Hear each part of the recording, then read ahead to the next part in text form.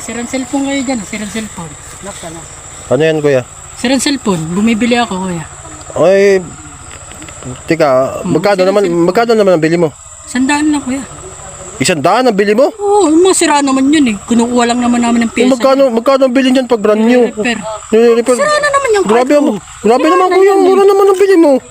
Murang-mura lang talaga ang ano, pyesa lang naman ang pinapakinabangan namin dyan. Pyesa lang pinapakinabangan. Sira Oh, na. ano gagawin? Ha? Sira na yan. Ano ginawa mo kuya? Sira oh. Ay, sinira mo kuya.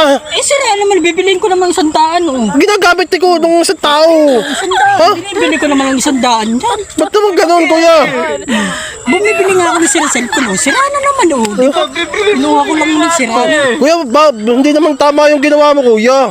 Binabayaran ko lang sira na oh. Binayaran ko lang ng 100. Dapat tinanong mo naman kuya muna kung ano pagbibili ng cellphone. Ganun talaga. Sira na yun eh. Gunggong! Barinig kita sa mukha eh! Kalang yan pero sira na yan. Pero saan yung kuya, hindi pwede yung ginawa mo. Tiyan mo naman oh. Binayaran ko naman 100 yung cellphone niya. Eh kasi nga, wala namang kalaman yan, tapos sinabot mo lang yung cellphone. Sira na yan. Naku, sinira pa nga. Kahit ipagbati ka lang, sira na yan. Kuya, mali yung ginawa mo. Kuya, okay ka lang? Kuya, okay ka lang? Naku, yari ka kuya.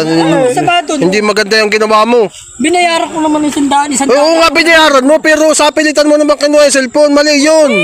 Okay lang naman yun. Sira na nga. Hindi, ganito na lang kuya. Sumama ka sa akin. Bakit? Papablat